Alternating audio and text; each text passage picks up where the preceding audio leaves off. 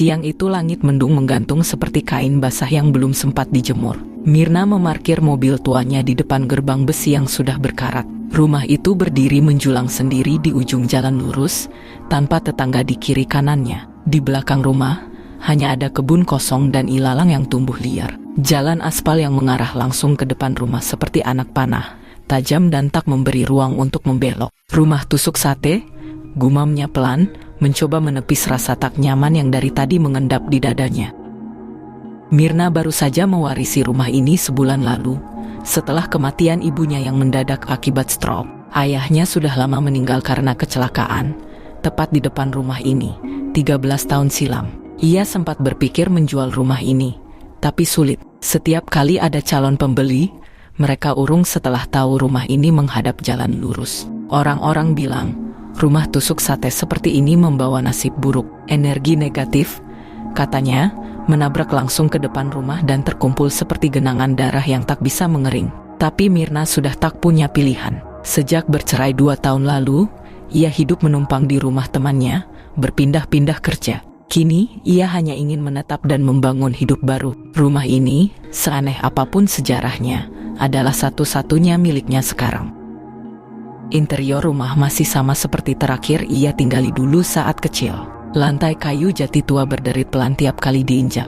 Di ruang tamu, masih ada kursi rotan bundar tempat ayahnya biasa duduk sambil merokok. Di dinding, ada lukisan tua bergambar jalan lurus di tengah hutan berkabut. Aneh, karena Mirna tidak ingat lukisan itu pernah ada. Ia membuka jendela dan mengintip keluar. Jalan lurus itu tampak sepi, tapi entah kenapa, rasanya seperti menghadap ke lorong panjang yang tak pernah berakhir. Angin berhembus dari arah jalan dan masuk ke ruang tamu, membawa serta aroma besi tua yang menggigit hidung. Malam pertama, Mirna tak bisa tidur nyenyak. Angin terdengar seperti bisikan pelan yang menelusup lewat celah-celah dinding. Sekitar pukul 2 dini hari, ia terbangun karena mendengar suara keras dari depan rumah. Suara itu seperti dentuman besi menghantam keras, seperti suara tabrakan. Dengan jantung berdebar, ia mengintip dari jendela. Tapi jalan kosong, tak ada kendaraan, tak ada orang. Bahkan suara jangkrik pun mendadak lenyap. Ia kembali tidur dengan cemas.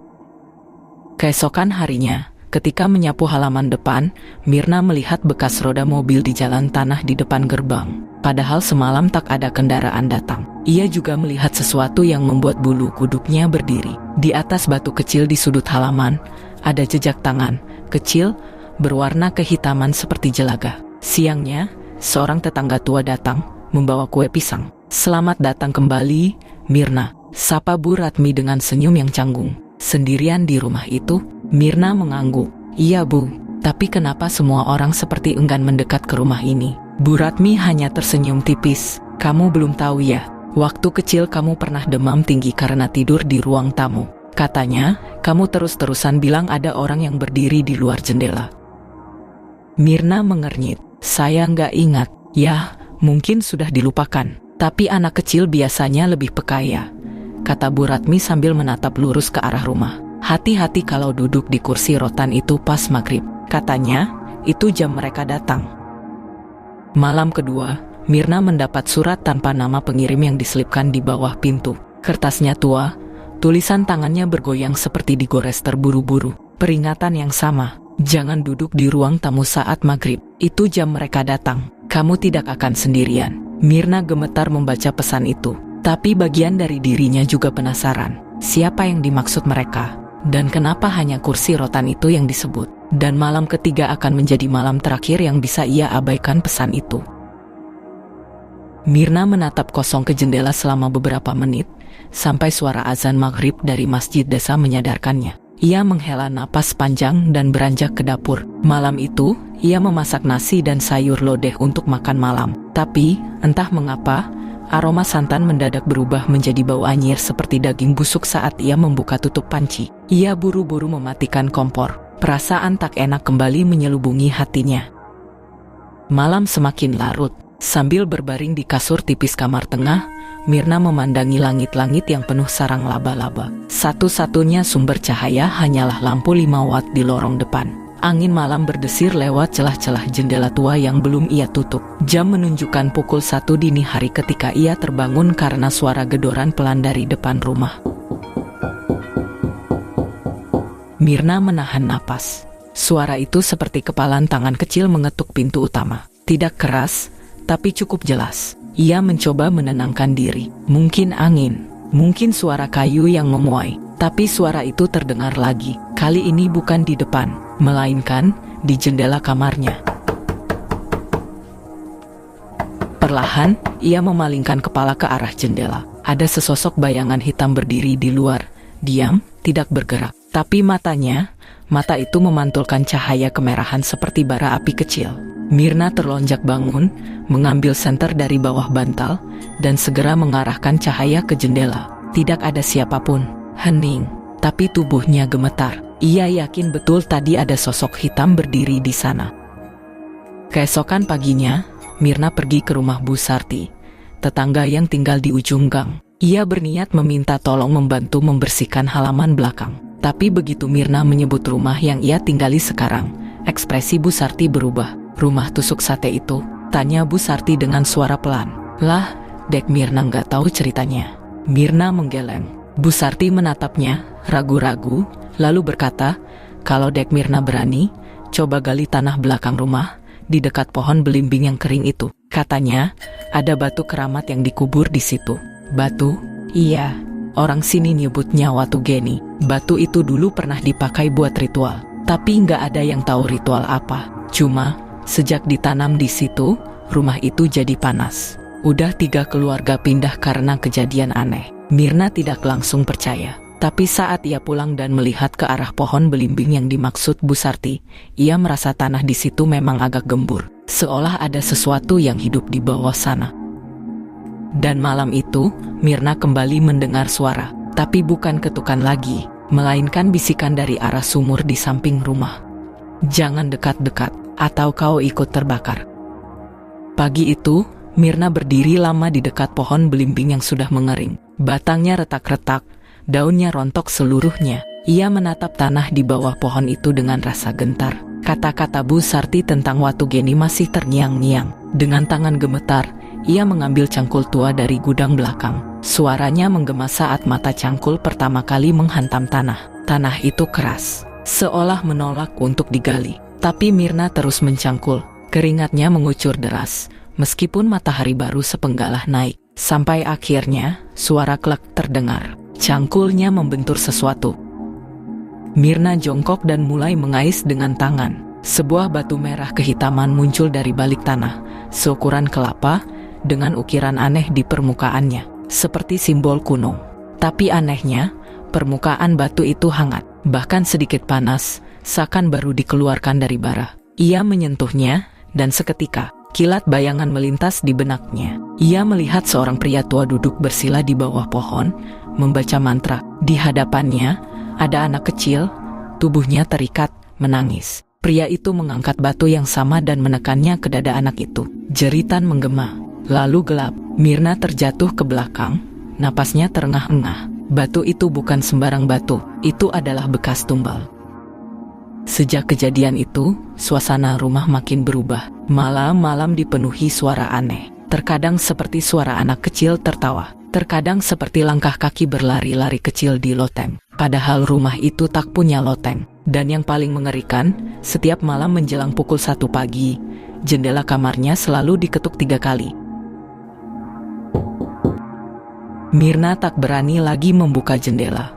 Ia hanya bisa memeluk lutut di sudut kamar, dengan senter dan pisau dapur di tangan. Tapi suara itu datang terus. Sampai malam kelima, ketika suara ketukan terdengar, jendela terbuka sendiri. Angin dingin menyapu ruangan. Tirai bergoyang pelan. Dan di balik jendela itu, bukan hanya mata merah yang muncul, tapi wajah anak kecil. Bibirnya biru, tubuhnya basah seperti habis diceburkan ke sumur. Ia menatap Mirna dalam-dalam dan berbisik, "Aku masih di sini."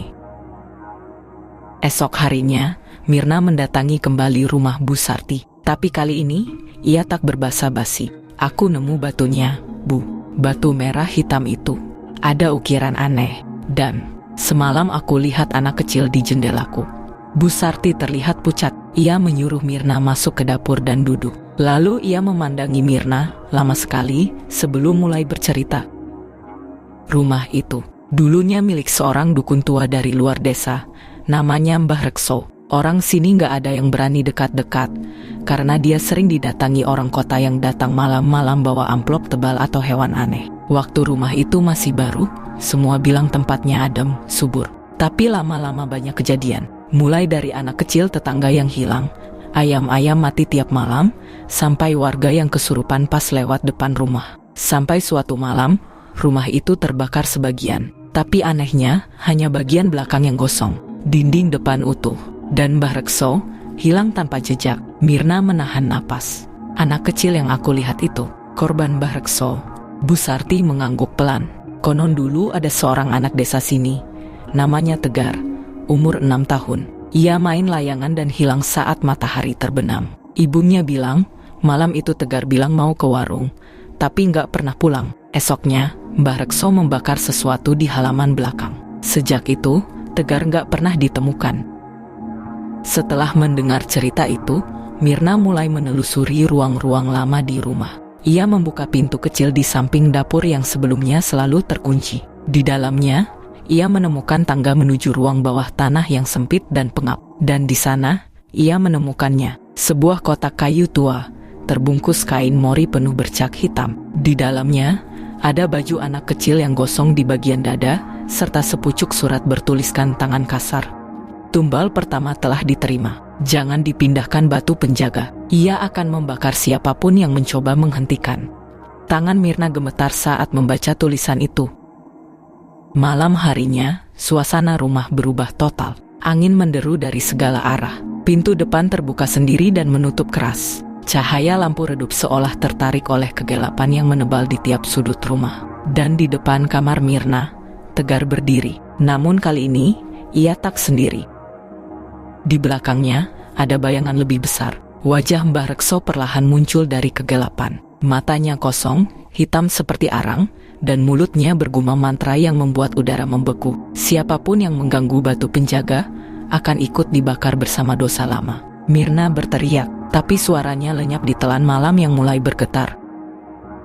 Mirna tidak tidur malam itu. Setelah penampakan Tegar dan Mbah Rekso menghilang perlahan ke dalam gelap, ia hanya bisa terduduk lemas di balik pintu kamarnya, memeluk lutut. Pagi harinya, ia memutuskan untuk pergi ke balai desa. Ia membawa kotak kayu, kain mori, dan surat yang ditemukan di ruang bawah tanah. Tapi sesampainya di sana, tanggapan yang ia terima membuat darahnya dingin.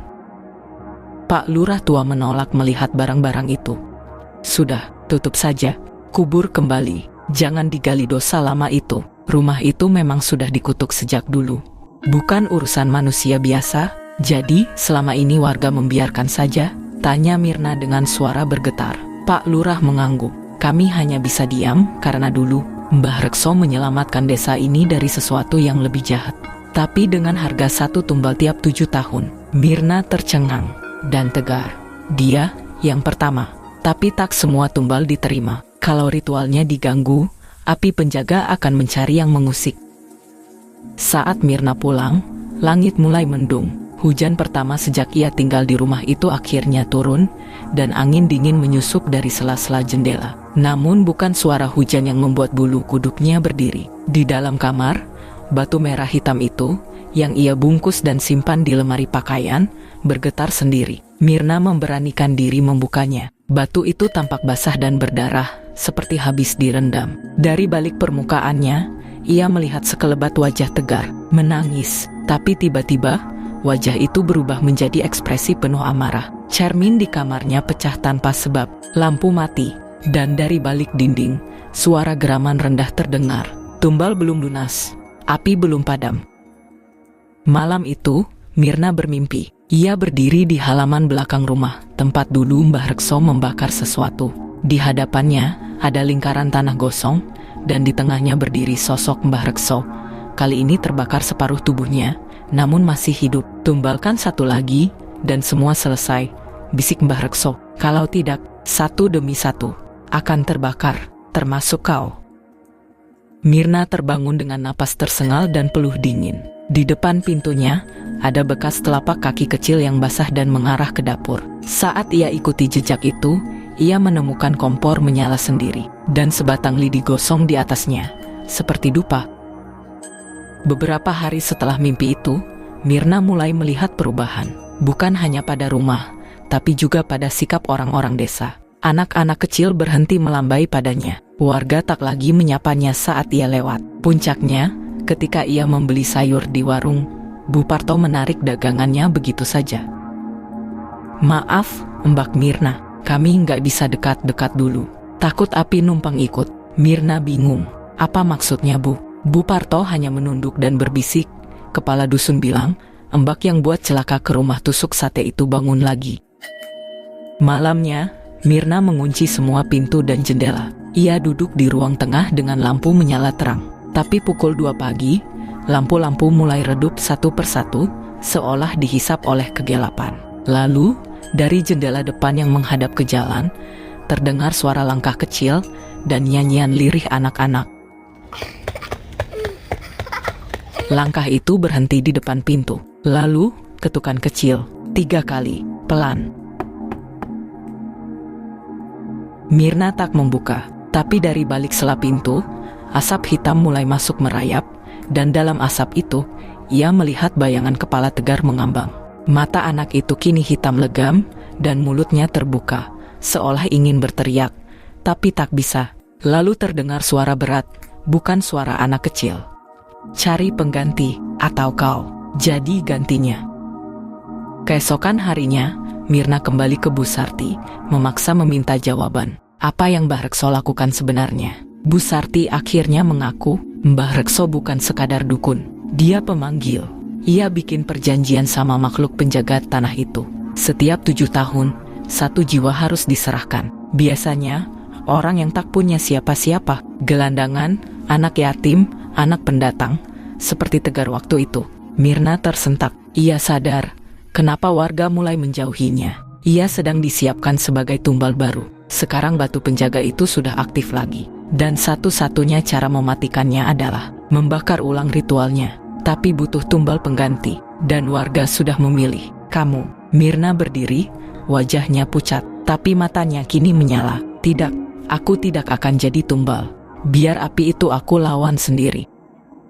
Malam pun datang. Dan untuk pertama kalinya sejak pindah, Mirna menyusun rencana perlawanan. Ia menggali kembali halaman belakang, membuka tanah gosong dan menemukan lubang kecil berbentuk segitiga. Di dasar lubang itu, teronggok potongan tulang-tulang hangus dan bekas dupa yang sudah lama mati. Ia menyalakan api, tapi bukan untuk ritual, untuk membakar batu penjaga itu. Namun saat api menyentuh batu, suara jeritan mengguncang rumah. Udara menjadi sangat panas, dan tanah bergetar. Sosok Tegar muncul lagi, kali ini memohon. "Jangan, nanti dia keluar. Terlambat." Dari dalam api, sosok Mbah Rekso bangkit, tapi kali ini tak hanya separuh tubuhnya yang terbakar. Ia utuh, dan ia membawa semua arwah tumbal yang pernah dikorbankannya. Arwah itu menangis, meratap, tapi tak bisa pergi. Dan Mirna hanya bisa berteriak ketika Mbah Rekso membuka mulutnya, dan dari sana keluar bisikan. "Kau, tumbal terakhir, yang membakar perjanjian, harus membayar lunas." Mirna terlempar ke tanah saat kobaran api dari lubang halaman belakang meledak. Tapi itu bukan api biasa, warna biru kehijauan berputar seperti pusaran angin panas, dan dari dalamnya terdengar jeritan, tangisan, dan bisikan-bisikan yang seakan berasal dari dalam pikirannya sendiri. Tubuh Mirna kaku. Tapi yang ditarik bukan tubuhnya, melainkan jiwanya. Ia seperti diseret ke dalam pusaran cahaya, ke dalam lubang itu. Dan saat membuka mata, ia tidak lagi berada di dunia yang sama. Ia berdiri di tanah merah membara. Langit kelabu, udara bergetar seperti mesin tua mendengung pelan. Di hadapannya menjulang sebuah gerbang batu besar, dihiasi ukiran kuno berwarna merah bara. Di atasnya tertulis dengan aksara Hanacaraka. Gerbang Sing Sudadadi. Gerbang para jiwa yang tidak sempat menjadi. Dari dalam gerbang itu muncul sosok-sosok manusia tanpa bentuk jelas. Ada yang limbung, ada yang melayang, ada yang wajahnya seperti bayangan kabur. Salah satu dari mereka, Tegar. Tapi kali ini, ia tampak seperti anak biasa, bukan hantu, bukan makhluk menyeramkan. Hanya bocah kebingungan yang matanya penuh ketakutan. "Mirna," gumamnya lirih, "tempat ini bukan neraka, tapi persinggahan. Kami semua tertahan di sini karena satu hal, perjanjian yang dibuat oleh darahmu." Mirna membeku. "Darahku?" Tegar menunjuk ke atas langit. Sekilas, Mirna melihat peta desa dari udara. Jalan desa yang membelah lurus ke arah rumahnya terlihat seperti jarum panjang yang menancap langsung ke jantung tanah. Dan tepat di ujung jalan itu, rumahnya, rumah tusuk sate. Dulu, kata Tegar, tempat itu adalah tanah kosong. Mbah Rekso, kakek dari kakek buyutmu, melakukan perjanjian di sana. Ia meminta kesaktian, kekuasaan, dan kekayaan dari penunggu tanah. Mirna perlahan mengerti, dan rumah itu dibangun. Bukan sembarang rumah, itu adalah penutup gerbang. Rumah itu berdiri untuk menahan agar makhluk-makhluk dari dimensi ini tidak bebas masuk ke dunia manusia. Tapi karena berada di jalur tusuk sate, energi yang mengalir ke rumahmu seperti anak panah, langsung dan mematikan. Sosok lain muncul, Mbah Rekso. Namun tubuhnya telah membusuk, bola matanya hilang, dan dari rongga matanya mengalir asap hitam. Ia menyeringai, "Kau tidak bisa mengubah garis darahmu, Mirna," katanya. "Kau sudah kembali ke tempat ini karena dipanggil. Karena gerbang butuh dijaga kembali. Tapi kalau kau tidak bersedia, darahmu akan menggantikan tumbal yang belum lunas." Mirna gemetar. Tegar berdiri di sampingnya. Aku bisa membantu menahan mereka. Tapi hanya sebentar. Kau harus kembali dan hancurkan titik ritualnya. Batu, dupa, lingkaran garam. Semua itu harus dihancurkan dari luar. Itu satu-satunya cara menutup gerbang tanpa mengorbankan siapapun lagi. Tanah bergetar. Dari balik gerbang muncul sesosok makhluk merah darah, bertanduk, bersayap hitam dan bersisik logam. Makhluk penjaga perjanjian. Tangannya mencengkram udara, menarik roh-roh yang melayang lemah. Gerbang terbuka perlahan, seakan menunggu Mirna masuk, dan hilang selamanya. "Lari!" jerit Tegar. "Aku akan menahannya." Tegar menubruk makhluk itu. Tubuh kecilnya bercahaya putih terang. Makhluk itu meraung, api meledak ke segala arah. Mirna menjerit, lalu segalanya gelap. Ia terbangun di halaman belakang. Batu penjaga telah hancur. Lubang ritual menghitam seperti bekas terbakar hebat. Dan di langit senja, siluet anak kecil berdiri sejenak, lalu memudar perlahan. Tegar akhirnya bebas. Tapi sebelum malam benar-benar jatuh, dari balik pepohonan, Mirna mendengar satu kalimat yang membuat darahnya membeku. Gerbang memang sudah tertutup, tapi darahnya belum selesai. Sejak malam itu, Mirna tidak pernah lagi tidur tenang. Bayangan Tegar, tubuh kecilnya yang bersinar putih, selalu muncul di mimpi-mimpi samar. Kadang ia memanggil, kadang hanya berdiri diam di ambang pintu, memperhatikan. Tapi yang paling membuat Mirna takut bukan hantu, melainkan kenyataan bahwa ia belum tahu siapa dirinya sendiri. Pagi itu, ia mendatangi satu-satunya tetangga tua yang tersisa di desa, Pak Mardiko, lelaki sepuh yang tinggal 3 rumah dari tempatnya. Sejak awal pindah, Pak Mardiko sudah memperingatkannya, tapi Mirna selalu menganggapnya hanya paranoia orang tua. "Pak," tanya Mirna pelan, "dulu, siapa yang pertama bangun rumah itu?" Pak Mardiko menarik napas panjang, mata tuanya menerawang. "Rumahmu dulu bukan rumah. Tanah itu, dulunya tanah keramat, dipagari bambu kuning, tak boleh diinjak sembarangan. Orang sini bilang itu tanah jeda, tempat orang-orang pintar zaman dulu menyimpan sesuatu. Katanya, ada titik lintas gaib di situ, jalur dari Gunung Lawu ke Laut Selatan." Mirna merinding. Tapi suatu hari, datang seorang lelaki tua dari luar kota. Namanya Sutrisno. Katanya ingin menetap dan membangun rumah. Warga sudah menolak, tapi dia keras kepala. Orang bilang, dialah keturunan Mbah Rekso. Mirna langsung menggigil. Sutrisno, itu nama kakeknya dari pihak ibu. Hari itu juga, ia membongkar lemari besi kecil warisan ibunya yang belum pernah disentuh sejak pindah. Di dalamnya, tumpukan dokumen dan foto-foto hitam putih. Ia temukan sebuah buku lusuh bertuliskan tangan. Wasis Angger, wasis warisan. Siapa yang mewarisi akan memahami.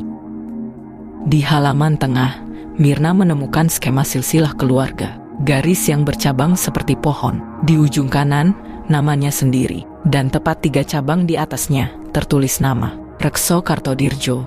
Mirna tidak salah lihat. Ia cucu dari garis keturunan Mbah Rekso. Tangannya gemetar saat membaca halaman berikutnya. Ditulis dengan huruf tegak miring, seperti diari. Gerbang sudah diberi penutup, tapi penutupnya butuh darah dari garis yang sama. Selama masih ada keturunan Rekso, gerbang bisa dibuka kapan saja. Maka yang paling aman adalah jika garis itu berhenti. Anak cucuku harus waspada. Jika rumah itu dihunikan kembali oleh darah sendiri, maka mata penjaga akan terbangun. Jangan izinkan garis ini kembali ke tanah jeda. Tapi sudah terlambat. Mirna lah yang telah membuka segel itu tanpa sadar. Malam harinya, ia menatap rumah itu dari luar. Udara diam. Jalan desa yang mengarah lurus ke depannya tampak seperti tombak tajam di tengah kegelapan. Rumah itu berdiri seperti makhluk tidur, dan kini telah terjaga. Ia mulai paham. Tegar bukan korban sembarangan. Ia dijadikan tumbal karena Mirna hadir terlalu cepat, sementara pengikat gerbang belum dibentuk kembali. Dan itu berarti, jika Mirna tidak bertindak, darah lain dari garis itu akan diburu. Entah keponakannya, adiknya, atau siapapun yang menyambung darah Rekso. Di dalam buku itu, ada satu kalimat terakhir, ditulis seperti bisikan. Jika tak ingin anakmu jadi tumbal, maka kau sendiri yang harus menutupnya. Mirna terdiam. Ia belum menikah, tapi sesuatu dari tulisan itu membuatnya berpikir, anakmu, apakah semua ini bukan tentang dirinya saja? Apakah makhluk-makhluk itu tahu ia mengandung sesuatu?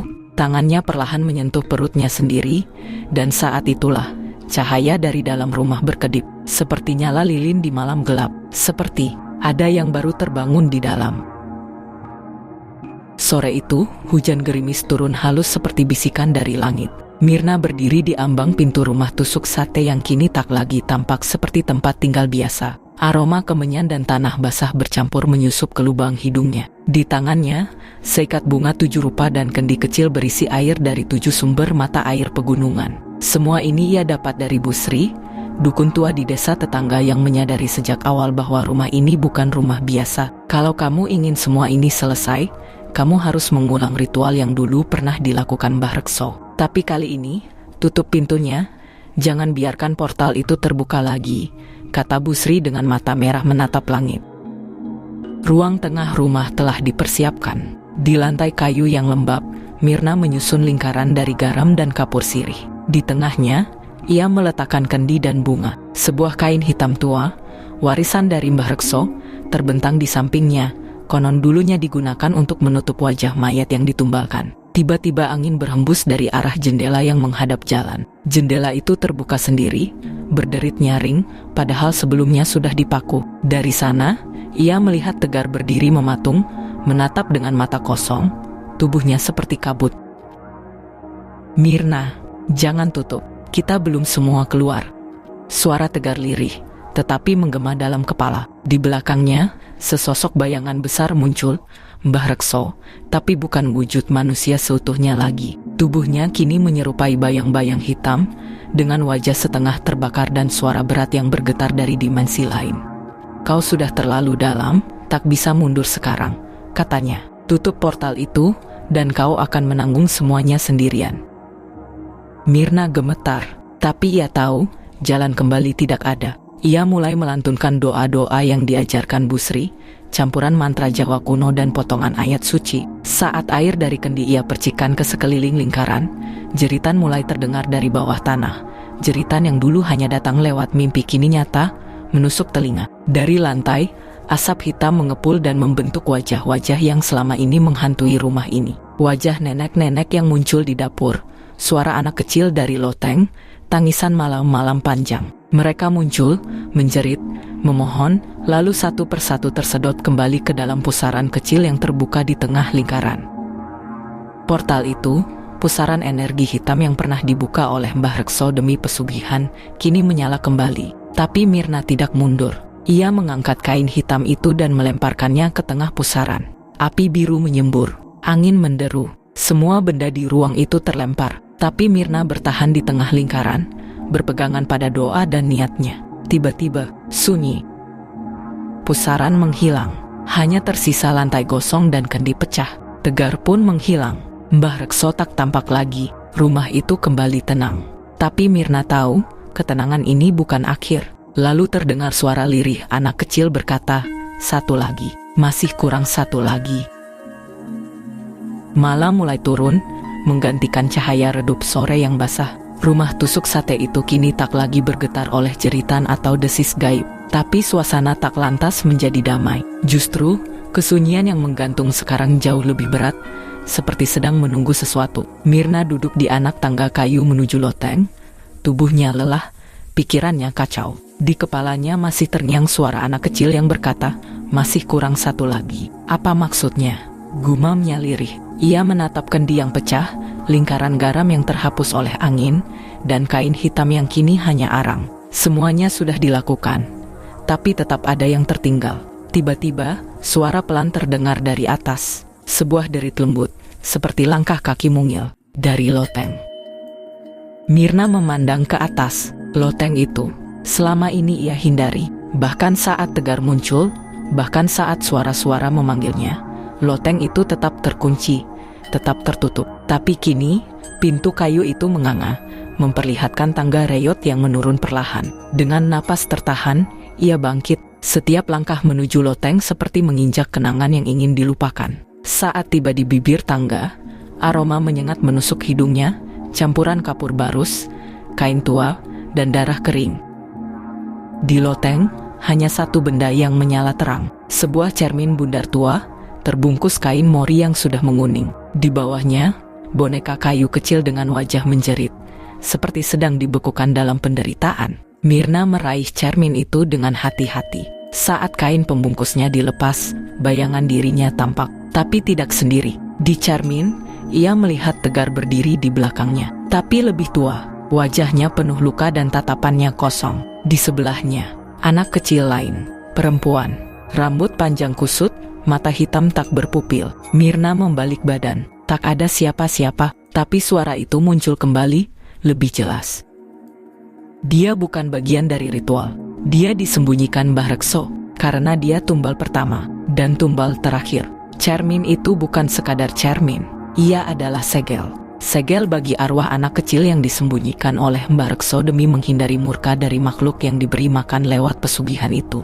Makhluk itu belum pergi. Tiba-tiba cermin retak. Bayangan di dalamnya berubah menjadi wajah mengerikan. Mata lepas dari rongganya, mulut robek menganga. Suara lolongan rendah memenuhi ruangan. Mirna jatuh terduduk, memeluk cermin. "Harus dimusnahkan," bisik suara dalam kepalanya. "Tapi kau akan ikut terbakar dengannya." Namun ia tidak mundur. Ia mengeluarkan korek, menyiram cermin dengan minyak kelapa tua yang ditemukan di dapur. Ia tahu, ini bukan sekadar benda, tapi pintu terakhir menuju makhluk yang mengikat seluruh kutukan. Dengan api kecil, ia membakar cermin itu. Jeritan menggema keras, seolah rumah itu sendiri berteriak. Cahaya menyala seperti ledakan kecil, lalu gelap. Ketika ia terbangun, Mirna tergeletak di halaman. Rumah itu terbakar. Penduduk desa berkumpul. Beberapa mencoba memadamkan, sebagian hanya menatap ngeri. "Mirna," suara Pak RW menggema. "Kamu nggak apa-apa. Dari tadi kita cari, tahu-tahu kamu keluar sendiri." Mirna bangkit pelan. Di belakangnya, rumah tusuk sate itu hangus dilalap api. Tapi ia tahu, yang terbakar bukan hanya kayu dan batu. Ia telah menutup pintu terakhir, atau begitulah ia kira. 3 bulan telah berlalu sejak rumah tusuk sate itu terbakar. Mirna kini tinggal bersama bibinya di kota lain. Wajahnya kembali segar, rambutnya dipotong pendek, dan ia mulai bekerja di sebuah toko buku kecil. Hidupnya tampak normal, seperti perempuan muda biasa yang akhirnya bisa tidur tanpa mimpi buruk. Namun, di dalam dirinya, luka itu masih ada. Suatu sore, saat matahari hampir tenggelam, Mirna duduk di halte bus. Angin sore berembus lembut, membawa aroma gorengan dan tanah hangat. Ia membuka buku catatan kecil, menuliskan satu kalimat. Yang terlihat terbakar belum tentu ikut lenyap. Ia memandangi jalanan di seberangnya. Persimpangan jalan itu membuatnya diam sejenak. Di sana, ada satu rumah berdinding kayu dan atap sengkaratan. Baru dibangun, tampaknya. Tapi posisi rumah itu, tepat tusuk sate. Dan untuk sesaat, sangat singkat, Mirna melihat seorang anak laki-laki berdiri di jendela rumah itu. Rambutnya kusut, bajunya lusuh, tatapannya kosong. Mirna berkedip, sosok itu sudah tidak ada. Tapi angin sore membawa bisikan yang sudah lama tak ia dengar. Masih ada yang tertinggal. Ia menutup bukunya dan mengelus perutnya. Dia harus menutup rahasia ini rapat-rapat. Dia harus melindungi anak dalam kandungannya ini. Tidak boleh ada yang tahu kalau dia mengandung. Dia akan melindungi anak ini dari Mbah Rekso, apapun caranya. Rumah itu, gerbang itu, sudah dia bakar. Pasti kutukannya sudah musnahkan. Tapi kenapa dia masih mendengar suara-suara itu? Mirna tahu, hanya ada satu jalan terakhir. Dia akan mengantarkan dirinya sendiri sebagai tumbal setelah anak ini lahir. Kau akan selamat, anakku. Ibu janji.